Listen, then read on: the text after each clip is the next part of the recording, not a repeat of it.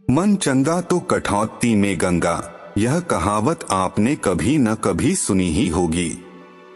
इस कहावत का ये मतलब कतई नहीं है कि कठौत में किसी प्रकार की कोई दैवी शक्ति आ गई। क्या है इसका सही अर्थ, जानेंगे सब कुछ इस वीडियो में। वीडियो में आगे बढ़ने से पहले मेरी आपसे एक ही विनती है, यदि आप इस चैनल पर नए आए हैं तो अभी के अभी चैनल सब्सक्राइब करके वीडियो को लाइक और अपने दोस्तों के साथ शेयर कर दें। और यदि आप वीडियो पूरा नहीं देख सकते तो अभी वीडियो छोड़ सकते हैं। तो आइए दोस्तों वीडियो शुरू करते हैं। मन चंगा तो कठौती में गंगा के जनक संत रविदास जी हैं। उनका जन्म काशी में माघ पूर्णिमा दिन रविवार को संवत 1377 को हुआ था। उनके पिता संतोष दास तथा माता का नाम कलसा देवी था। उनकी पत्नी का नाम लोना देवी बताया जाता है।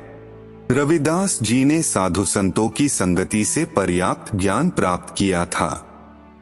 रविदास चमार जाति में जन्मे और जूते बनाने का काम किया करते थे और ये उनका व्यवसाय था और अपना काम पूरी लगन तथा परिश्रम से करते थे और समय से काम को पूरा करने पर बहुत ध्यान देते थे।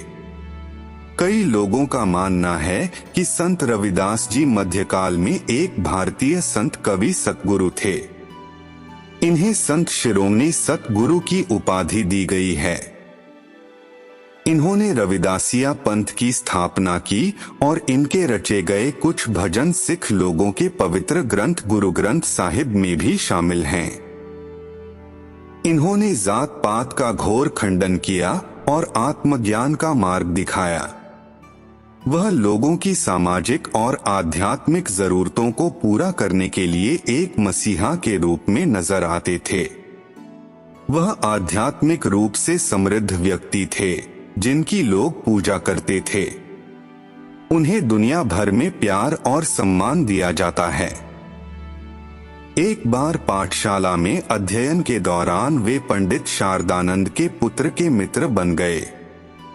एक दिन वे दोनों साथ मिलकर लुका छुपी का खेल खेल रहे थे। पहली बार रविदास जी ने खेल जीता था और दूसरी बार उनके मित्र ने खेल जीता था। अगली बारी में रविदास के पास फिर से अपने दोस्त के साथ छिपने छिपाने का समय था, लेकिन रात होने के कारण वे खेल पूरा नहीं कर पाए और फिर उन्होंने अगली सुबह जारी रखने का फैसला किया। अगली सुबह गुरु रविदास जी आए, लेकिन उनके मित्र नहीं आए। उसने काफी देर तक इंतजार किया और फिर अपने दोस्त को लेने उसके घर गए तो देखा कि उसके दोस्त के माता पिता और पड़ोसी रो रहे थे। उसने उनमें से एक से अपने दोस्त के बारे में पूछा और उस रात अपने दोस्त की मृत्यु की खबर सुनकर आश्चर्यचकित रह गया। उसे पंडित जी लेकर आए थे। रविदास जी अपने मित्र के शव के स्थान पर गए। उन्होंने अपने मित्र से कहा कि यह सोने का समय नहीं है, उठो और लुका छिपी का खेल खेलो। चूंकि गुरु रविदास जी को जन्म से ही आध्यात्मिक शक्तियों का आशीर्वाद प्राप्त था, इसलिए उनके वचन सुनकर उनके मित्र जीवित हो गए। उस आश्चर्यजनक क्षण को देखकर उसके दोस्त के माता पिता और पड़ोसी बहुत आश्चर्यचकित हुए। रविदास जी के सामने बब्बर शेर भी शांत हो जाते थे। उनमें एक ऐसी शक्ति विद्यमान थी जो उन्हें दूसरों से अलग बनाती थी। एक बार उन्होंने अपने ब्राह्मण मित्र की जान भूखे शेर द्वारा मारे जाने से बचाई थी।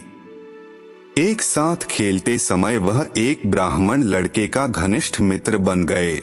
हालांकि अन्य ब्राह्मण लोग उनकी मित्रता से ईर्ष्या करते थे और उन्होंने राजा से शिकायत की। उसके ब्राह्मण मित्र को राजा ने दरबार में बुलाया और भूखे शेर द्वारा मारे जाने की घोषणा की। जैसे ही भूखा शेर ब्राह्मण लड़के को मारने के लिए उनके पास आया, गुरु रविदास जी को बचाने के लिए अपने दोस्त के पास देखकर शेर बहुत शांत हो गया।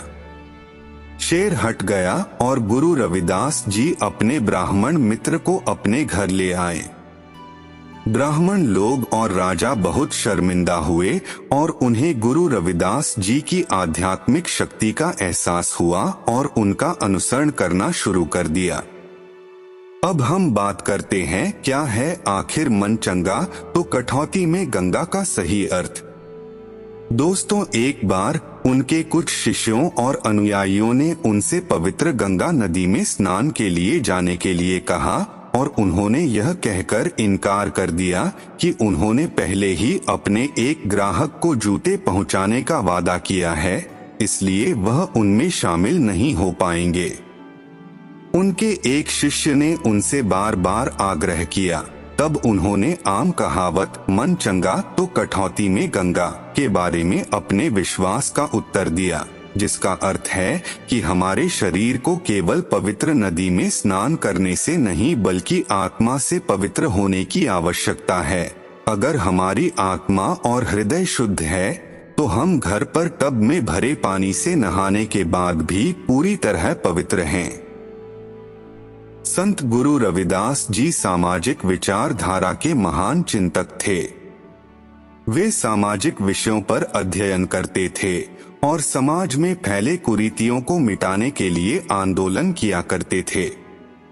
तो प्रिय दोस्तों, रविदास जी के लिए आपका क्या विचार है, हमें कमेंट करके जरूर बताएं। और यदि वीडियो से थोड़ा भी ज्ञान मिला हो तो वीडियो को लाइक करके चैनल को सब्सक्राइब जरूर करें और बेल आइकन प्रेस करें।